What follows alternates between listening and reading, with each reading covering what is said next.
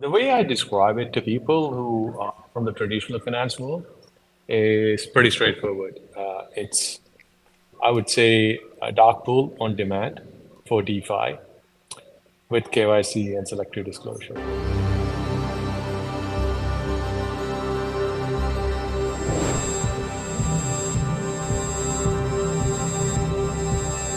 So, hey everyone, I have the fantastic pleasure of speaking with the one and only Anish Mohammed of the Panther Protocol. How's it going? Hi, thank you for having me, and it's really a pleasure to be. I'm doing okay. Well, thanks. Thanks for coming on. Would you mind really quickly introducing yourself and what you do? Hi, my name is Anish Mohammed. I am a co-founder, CTO, and the chief scientist for Panther Protocol. Been around the crypto community for probably 12, 13 years now, and I used to work in cryptography and security prior to crypto. So I have a one degree in medicine, two degrees. So I went to Holloway to do a master's and a PhD program. So I've been an early advisor to Ripple, one of the early members of the Ethereum Orange Swarm team, and done a bunch of protocols, Ocean, Boson, Papilla, we name it, So that's me. For the last 6, 7 years, I've been interested, very much interested in zero knowledge. And Panther is one of those zero knowledge protocols, as I call it.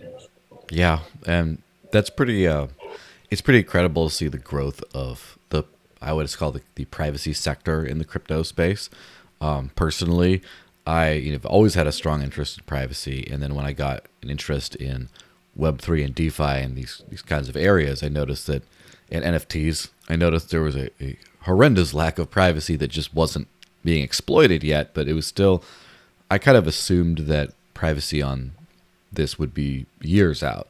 And then all of a sudden, I start seeing a bunch of things like Panther pop up to address the solutions today, like years earlier than I would have thought. And that's something that's gotten me very excited. And so, would you mind just explaining what the Panther Protocol is and what it does? Sure, I can definitely give it a try. The way I describe it to people who are from the traditional finance world is pretty straightforward.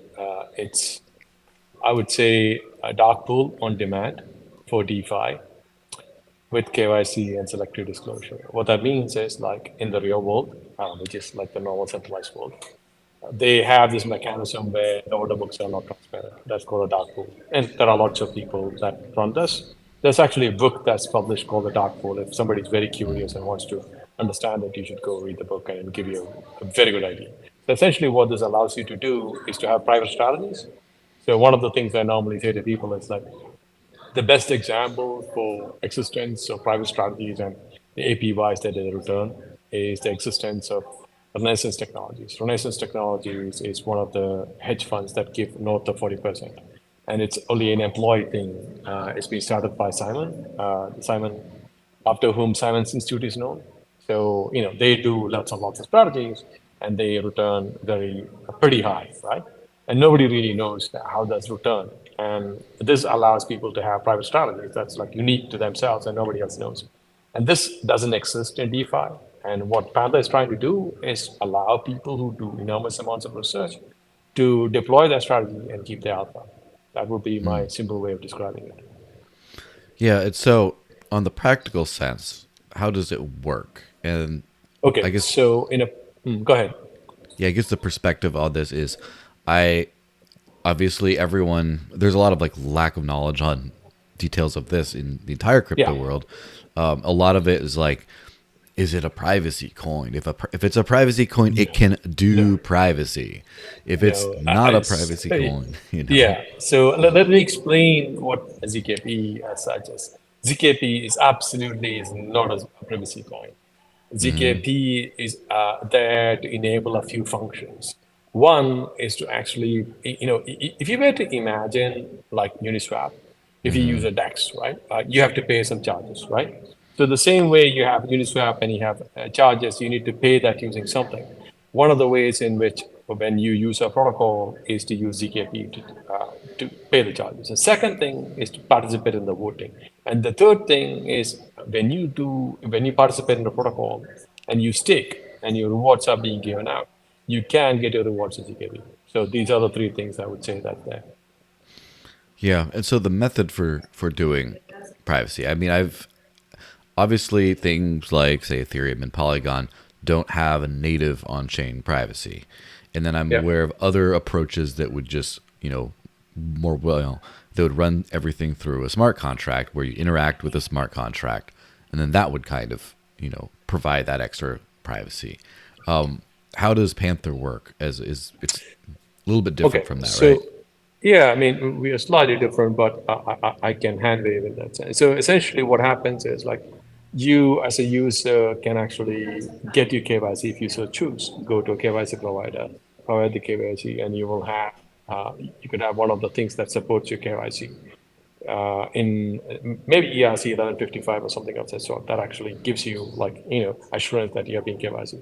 And then when you come into Panther, Panther has adapters for various protocols. Say, imagine you want to go swap in Uniswap, right? You want to run some strategies in Uniswap. So essentially, what happens is like you bring in your assets before you start. You do go do the KYC. The reason I'm saying the KYC and things like that is like because of what has happened with Tornado Cash, everybody that actually provides any kind of privacy is under scrutiny, right? So the scrutiny has to be minimized, and we need to get a risk level that's acceptable to everybody. Everybody implies the people who build the protocol, the people who run the protocol, people who maintain the protocol, right? And going by what's actually happened, the risk for the people who actually build, maintain, and run the protocol seems to be quite high. And they don't have that much of a return. That's one of the things that everybody needs to recognize. Like the people who has the highest return are the people who actually use the protocol, Of and the course. people who have the highest risk is the people who actually build and run the protocol. So it's a very awkward situation. So I want to describe it properly. So if you are a user, because you the user has the highest upside, it's in your best interest, and it helps everybody in the ecosystem if you could, and if the use case allows you to actually have KYC. And it helps you to submit your tax reports as well whenever you want it, right? Once you have it, you come in with your assets, get to Panther Protocol, you get the Z assets. Now that you have Z assets in your wallet, you can actually you connect to say Uniswap, and then you say swap, and you have a private strategy that you can swap out, right? Swap in and out. And when you look from Uniswap, it looks like Panther just connected, and somebody from Panther has actually done it. There could be 100 people doing the same thing, or could be one person doing the same thing, or 1,000 people doing the same thing. As far as everybody else is concerned, outside world, it looks like Panther as protocol is doing something. So that allows you to have an anonymity set and shields you from your strategy, your unique strategy being revealed in that sense. If you are the only one and you have an enormous amount of money and you're shorting something, it's very likely that the privacy that you get might not be good. But if you're doing something in the average, right, one sigma from either side of the mean, you will be able to keep your strategy and continue doing what you do on a long basis. Yeah. So that's kind of a part of that is sort of an interesting perspective on a lot of times we have like different cultures kind of in the crypto world. And a lot of times when you get the more privacy focused cultures, they seem to sort of want to bury their head in the sand and want to stay away from mentioning things like KYC, like compliance, like things like that, because you're like, well, we want everyone to have the choice to not do that, but not mentioning the reality that a lot of people have to do that. And so, what do you first off? What's the role of KYC in a practical sense in Oh, the Panther protocol? okay, so let me explain in a very generic sense. I'm not a lawyer, so I should explain this with a caveat, right? Yeah, of course. So the OFAC sanctioning essentially means you need to prevent, as a provider, not to have any of the addresses, or nor you should have any interaction with any of these addresses in the protocol, right? That's the start of the thing, right? That's a big problem. So if you don't do that and you end up actually having any addresses in your transaction pool, you could end up having a lot of trouble, right? And similarly, if there's a transaction that happened through this chain and ended up in your thing, you should be able to say to everybody, okay, these are the set of people, and this is what it is. Let them deal with it, rather than you take the responsibility. If you run a multi-associated pool and you don't provide KYC AML, now as a data owner, you end up actually having kind of the responsibility to answer any questions that's asked towards you, and you have no ability to do that. This is the irony, right? When you run a multi-associated pool, all you're doing is, okay, there's somebody coming in. with a wallet. You provide them with a private identifier and then allow them to go to a mixing pool and they will do some transactions.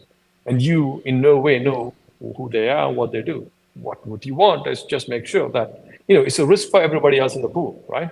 So what one everybody needs to understand is like it's a tragedy of commons. If there exists somebody who is actually, having some tainted interactions, if you enter a pool, everybody gets tainted, right? And you are in bigger trouble. So all you're trying to do in a practical sense is reducing the overall risk of the ecosystem. So, reducing the overall risk of the ecosystem, making sure that the protocol still runs tomorrow, and none of the people from the team gets arrested and sent to jail for just running the protocol. Pretty much that's how I think about it. So overall, Yeah. the highest thing we should think about is like, as an ecosystem, if we have transactions with entities in sanction list, everybody who does that has a risk. And as an ecosystem, do we want to do that? If somebody wants to do it, it's entirely up to them. But then they are increasing their risk, and everybody who is actually going to interact with them is increasing their risk. And the risk appetite for different set of people are different. And you know, all people are, in my mind, people in crypto especially, adult enough to actually make informed decisions, and they should be left to their own devices to decide how they want to do this and what they prefer and how they want to do. We should provide them with the tools and let them decide what they want to do. Yeah, absolutely. So one thing that I think has been interesting with the crypto world is since its inception, it sort of started as a again peer to peer electronic cash system, like more of a cash kind of idea of moving away from the whole bank world where you everyone kind of knows who you are. It's a very closed permission sort of a system, and into the more freewheeling world of cash. And it's it's been over 14 years now, and now we're starting to see pressures on the other side of this. Of course, there's been pressures to remove cash from the world, regular government cash as well. And Very, very long time. And if you look, the total volume of cash in most of the developed countries has gone down. Like UK, I think like a long while ago, the plastic card, literally overrun cash. And essentially, the entities that are there, they have different set of incentives. I don't want to be pointing fingers at anybody. I've worked at retail banks. I worked for Lloyd's and HSBC. So I have a first-hand understanding of how these things work. So I could say that that's always the case, right? If you have cash has some characteristics that not everybody is happy with the cash, right? If you have a plastic card has a trail, and everybody seems to like that. So, if you think about it that way, you could probably think that if you have crypto, there will always be pressure. There will be pressure to actually reduce the circulation of that and the ability to. In one sense, it's the opposite. Like if you do transactions in a public blockchain, that is even worse than if you use plastic cash, right? yeah, in some ways. Plastic cash, at least for a fact that your service provider and the rail provider knows. This is like everybody else will also know. So that's kind of it's a tricky situation. So I agree with you, and I think the pressure on both ways is understandable and is interesting at the same time. Understandable in the sense like if you have a mechanism that's been pre-existing and all the rails and pipes are there, and your existence is based on having service charges for various things that go through. If somebody comes in and imagine this, like you have a road and then there is a gate over here, and you just found a new road that has no toll, no bridge, right? What happens? The guy who's actually running, or girl who's actually running the bridge and the toll, you go, okay, how do I get some of my traffic back? Yeah. I think that's the same thing here. Yeah. And so as we as the future of civilization, do you think we're running into a more privacy centric world or a less privacy central world, or maybe somewhere in the middle? I am more concerned, and I should admit I've been interested in privacy for a very long while, both in terms of from a philosophical perspective and as a researcher. And I have some interest in privacy preserving machine learning as well. So the thing I would say is like when the cost of actually doing machine learning dropped below a particular level, and I would say you can blame that on MapReduce for that thing. So optimistic versus pessimistic. So prior to MapReduce, it was pessimistic. So if you had a compute that's running and you had to wait for it to complete, MapReduce literally allowed you to do this. Like the example I gave is like you go to a party in a city, imagine Lisbon, and there's no phone, and imagine it, right? And you have a big directory, and you met somebody, they give you a number. And then what you do is when you go back home, you have a magical ability to get your friends. You get 36 of your friends in a room, take the directory, tear it apart, A to one person, all the way to Z. And then you read out a number, and then somebody puts a hand up. The first part is map, and the second part is reduce, right? That's a map reduce. That's an optimistic thing, which essentially means that you assume everybody, the 26 people in the room, are going to stay there until the whole thing is finished. Otherwise, you have to rerun this, right? And this allowed, the cost of computation to come down. Plus, the cloud paradigm, which actually shifted, capex to opex, right? So essentially, buying a lot of hardware for the average use case, and this really put pressure downwards. And when the pressure downwards became real, and you could actually do machine learning at very low cost, and then you could run what I call stochastic optimization, and then get that gain and convert that into monetary gain. And this allowed, so-called surveillance society to bloom, right? So I think there are a couple of possible ways in which this could go. One is like I am very optimistic that fully homomorphic encryption will be much more tenable in the near future. Is one thing. If fully homomorphic encryptions really become real, then machine learning becomes a lot more easier, and it actually allows people to then do machine learning while not knowing. So essentially, you can go to Google, search for a flight, and you won't have this flight for Lisbon turning up at the side of a Gmail, right? So that's literally how this is. So I see that possibility, but at the same time, there's this question about okay, there are countries where privacy is not a norm, right? And then there's this arbitrage between a world where there's privacy and there's a world without privacy in terms of machine learning. And typically speaking, algorithms that doesn't support machine learning are more efficient than the algorithms that support machine learning, right? So, I don't know how society will come to that conclusion, whether it's worth having high accuracy for machine learning or having privacy. Again, one of the things we should always note is like, as a governance mechanism, humanity seems to have agreed that democracy is a possible way. I'm not saying every country in the world is a democracy. We have authoritarian regimes, and we can look at the news and see what's happening in various authoritarian regimes. So, like, both of these things are actually, coexisting. And in one sense of speaking, you can think of a Marco model in that sense, like, countries moving from a dictator, a democracy to a dictatorship and backwards, and until it Yeah. reaches a steady state. And the same thing has implications to privacy, right? So, world as a whole, different sets of countries have different levels of interest in privacy, and different protocols might have different interest in privacy. And at the same time, regulations might come which might force change in attitude. I don't know. Technology-wise, it's very possible we can actually have privacy. At the same time, what I am kind of struggling to see is this economic argument, the regulatory argument, the governance argument that supports this. Interesting. So when we're talking about, first off, I mean, this is maybe a little bit of might be a little bit of a silly sounding question for people who kind of know or a little bit more in the know on this stuff, but it's something you hear a lot of. If you have nothing to hide, then you have, why do you need privacy if you have nothing to hide? And that you must be a criminal if you're looking for privacy on kinds of things. So would you mind kind of going into a little bit of Sure. what are some of the use cases where someone No, who's let's fully above board? let's go Yeah. through. Yeah. Let's walk through the argument, right? Like, the question here is the following: why do people wear clothes? Let's start with that, right? Why do people, like, look at the society as a whole, right? Why do society have structures of power? That's an information arbitrage, right? So I published a paper like now 12, 13 years ago. It's called The New Secret. I kind of describe like, how structures in power evolve by information arbitrage. So imagine you are in a world where you have languages evolve, and somebody there is actually counting the number of days when moon comes up and disappears.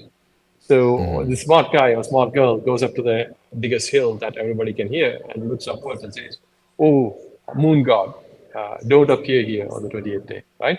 That's an information arbitrage, right? And that's literally what privacy actually gives you, like things that you know and things don't know, others don't know.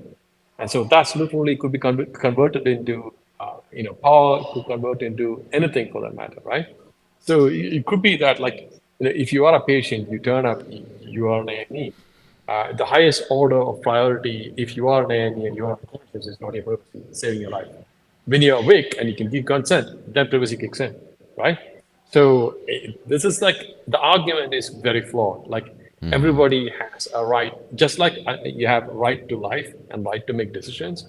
Your right to make decision implies your right to privacy. So, think about it this way, like if you have a right to vote, that implies right to privacy. Because your right to vote is only valuable if and only if, right, you have Yeah. right to privacy, right? So that exists in every way, shape, or form. Like, then, every decision you make, right, if you don't have privacy, then there are externalities to it, right? And there are trade-offs and costs associated with it. So if you really, were to explain to everybody what decisions you make, then a lot of people will be interested in everything you do. That could be insurance, it could be parents, it could be your partner, all of that. So, anybody who says to you, like, I have nothing to hide, just ask them, okay, give me the list of things you did, and walk them through each of them and say, who will be the interesting parties? And sometimes, this is the more interesting thing, sometimes it's not your data to reveal. Okay, you do certain things, and that's not your choice either, right? You have incredibly big implications to things you do and in other people's life, and that's not up to you to make the decision. So, imagine, I don't want to go into detail, but you can imagine hundreds of cases of various things where this is very relevant, right? So this argument is completely and utterly flawed. Like most people, when they say this, they are not thinking this is true. Like, there are, as a human, there are lots of things that happen in life where a lot of times it's not up to you, the person, to decide whether you should reveal something or not. It's other parties that are involved who actually have the right to actually decide whether that should be revealed or not, or it should be a mutual decision. So it's a flawed argument to start with, and then it becomes worse and worse as we go along. And the other problem that we need to think about is, like, going back to my earlier point, which is like the growth of machine learning and cloud, which resulted in the surveillance economy. There's this very interesting paper by people from Google, the unusual effectiveness of data. And there's a second paper called the unusual effectiveness of data revisited. And what it says is there are three things, right? So one is, if you want to really do machine learning models, you need to have humans to build the models. You need to actually have the hardware to run it. And third, and the most important, and they call it the moat, is literally in the data, right? So, and what is the data? And who creates the data, right? And what does privacy for you imply, right?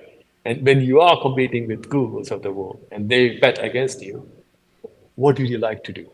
Would you like your data to be with them, or would you like your data to be private? That's a question I would like to ask.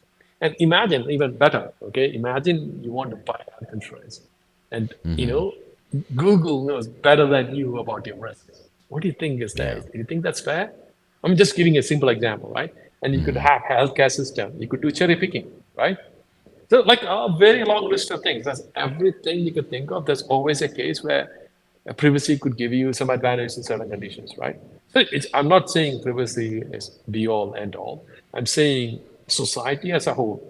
I mean, I would probably ask, why do people wear clothes? Why do people have buildings? Why do people have all these constructs, right? Otherwise, one might say, animals don't have privacy. Animals live on a very different structure, right? We at least consider ourselves evolved. And the part of evolution, in my very simple sense of thinking, is this construct of what we share and what we don't share, and that is the base of privacy. Yeah, it's definitely the choice about what to show and when seems to be Yeah, extremely important. absolutely. Yeah, so do you think that so in the past it seems to have been in the crypto world at least, there's been kind of the cypherpunk community and people like that have driven forward a lot of conversations and about privacy, but it seems like it's like that versus the powers that be pulling the other way. Do you think it's going to end up turning in the actually the opposite equation, where you start to have large institutions such as banks, such as governments, actually pushing for increased privacy in these digital systems? Because they also can't operate in a no privacy zone. I am really happy that you brought that up, right? You absolutely brought that up. So I shall put my hand up and say I happen to be one of the people who used to be on the Crypt and the cryptography mailing list. So I've been around the block far too long. So you could call me a cypherpunk. So that's from like late 90s, right? So what I would say is at that point in time, the financial utilization of cryptography, even though was there, wasn't at the same levels as we are seeing it, right? So, in the sense of a cypherpunk, you literally look at it to look at cryptography and try understand the societal and social implications of cryptography and try to do the best that you could. And that came with trade-offs, and the people who were involved understood that. And this is I would say it's a small minority. It's not a major community. And the so-called loss aversion biases were low. When I say loss aversion bias, what I mean by that is like most of the people were idealists, and they really didn't have massive amounts of things they would lose if they made a decision the wrong way, right?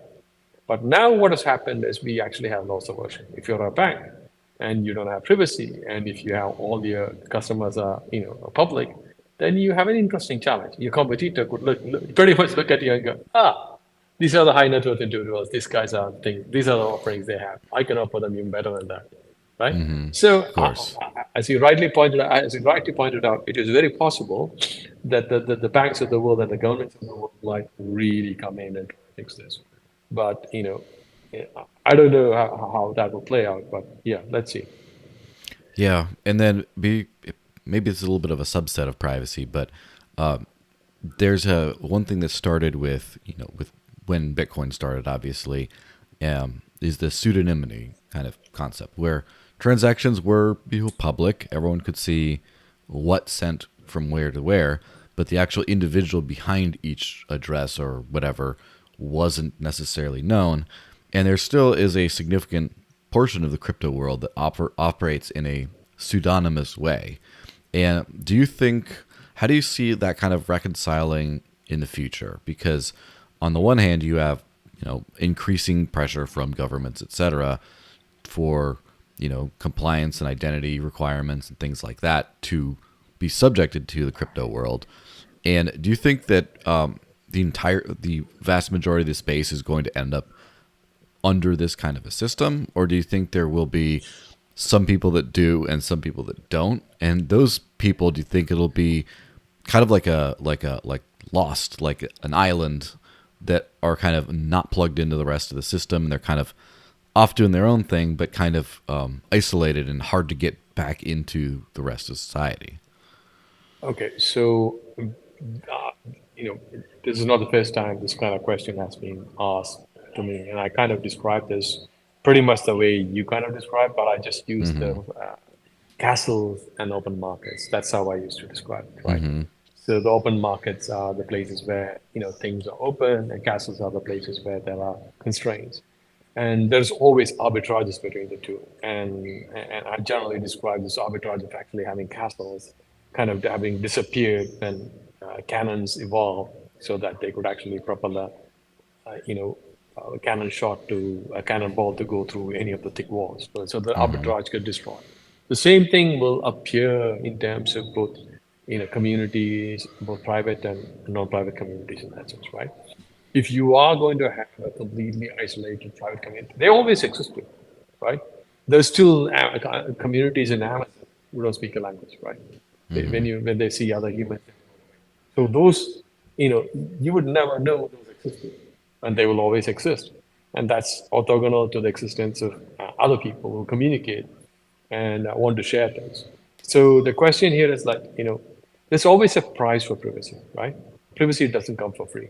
And I typically say to everybody when somebody talks to me about privacy, it's like, nobody actually goes to McDonald's to get a smoothie. Unlikely. Some people might, but unlikely.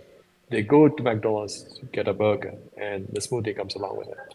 I think the same thing applies to transactions. Transactions in general are transactions, and then this extra characteristics of it is privacy.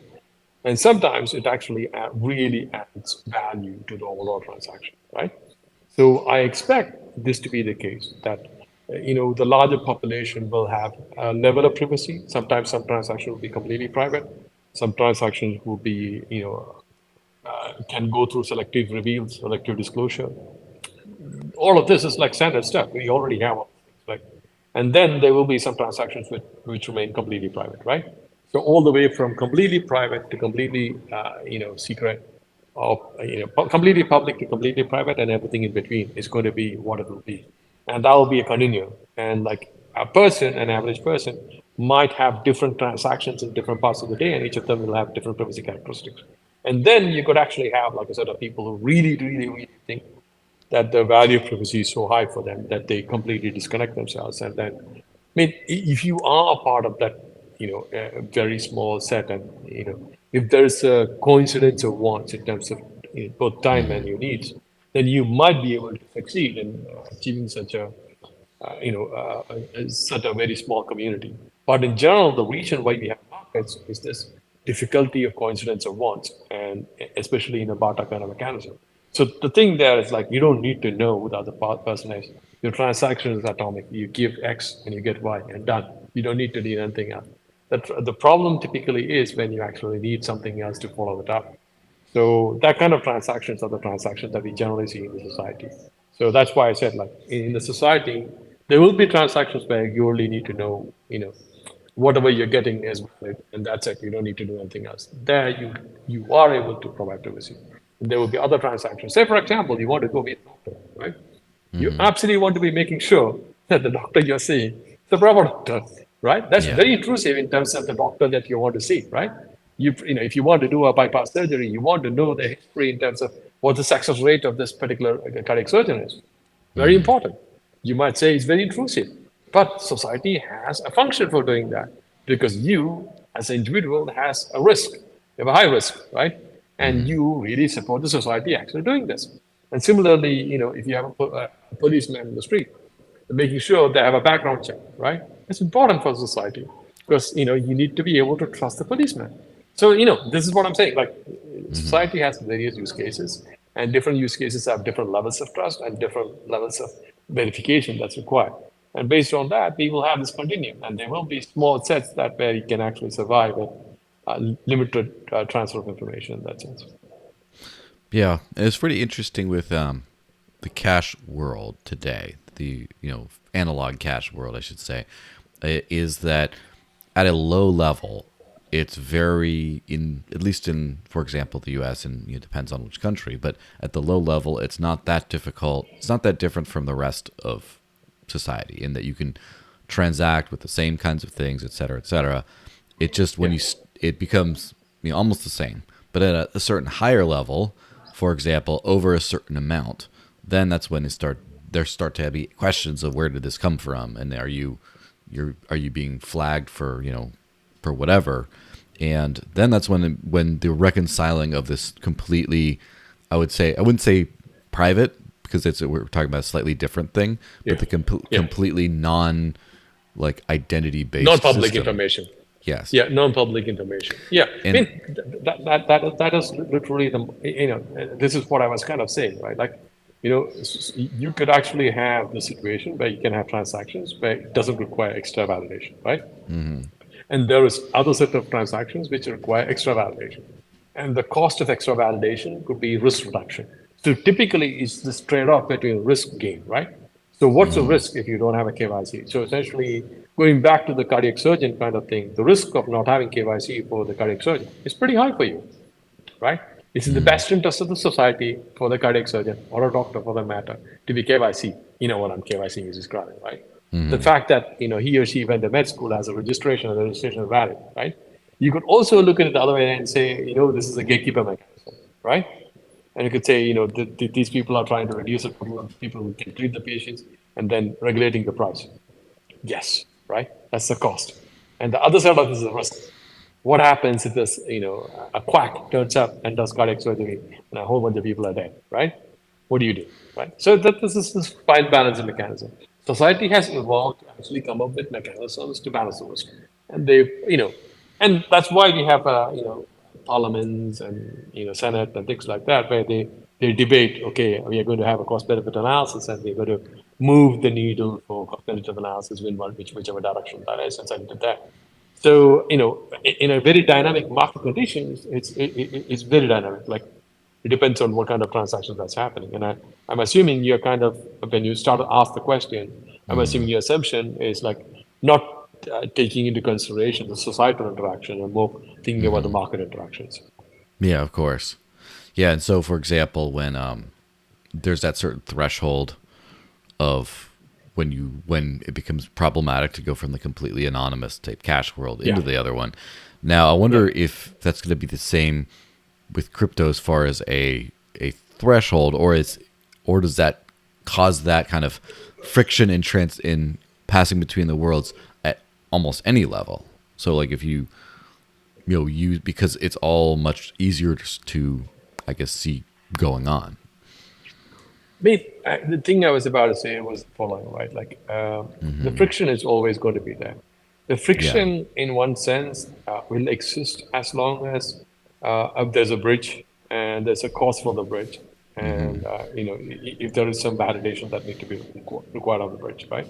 And always, it's at the edges where you can actually enforce things. So if you are thinking about a regulatory entity and their ability to regulate anything decentralized, it's at the edges. So exchanges or the places where the centralized world, the decentralized world, that's where they have the ability to put things down and say, you need to do this. So when you do that, and nothing comes for free, right? So whenever you want to do a check, you have a cost function, and the cost function applies. There'll be delays, and there'll be information exchange, and there'll be computation, and all of that adds up, and the total value that's actually being transferred across then get diminishes, right? So let's assume a microtransaction. There is no value in doing KYC for microtransaction, right? Because the cost of actually doing KYC pretty much negates. Quite So high. you have yeah, absolutely. So this is the kind of thing that's actually happening. So there's like a continuous spectrum of things, interactions that are happening, and some interactions which require certain things. And you look at the total amount of effort and computation and risk mitigation things that you want to put in, and the cost of that is like much, much, much lesser than the transaction cost of transaction that's going through, then it might be beneficial. Otherwise, risk benefit might be not the same. And then there is the other thing I should probably say, which is like not always the people who are involved in the transaction are the people who decide whether this risk is acceptable or not, right? Yeah. When I say that, it's like the regulators dictate to you and me what is the level for doing KYC, right? In a sense, it's not the bank who actually really decides who should actually do KYC. The bank is being given guidelines by a regulatory authority to do what needs to be done. So there's a slight, problem there in terms of agency, as in like who actually decides what and who has total control. Yeah. I mean, that definitely makes sense. And beyond that, it's could be a person to a business and then their bank and then the regulator. So there's several Yeah, layers of diffusion between that. yeah. Yeah. This has been quite the fascinating chat. Where could you direct people to follow more about you and what you do and to learn and start using Panther? So we actually have a website where we have a bunch of documents. I think it's docs.panther.io. And there is also a new documentation website. So I've been asking the guys to actually write this up. I mean, write a lot of things up. We're just going to have a workshop in like a less than a week's time to finish our roadmap. So we have a roadmap that we want to agree upon because it's like we've worked quite a bit to finish a roadmap and agree to everything that needs to be built. And because everything is a delayed action thing, what I mean by that is like, if we need to agree to a roadmap, we have to agree to the design. We need to do the initial design workshops, understand what the trade-offs, and make sure the hiring is all aligned, and then publish it. So by the time it's published, there, like at least 20% of the work that's already need to be done, right?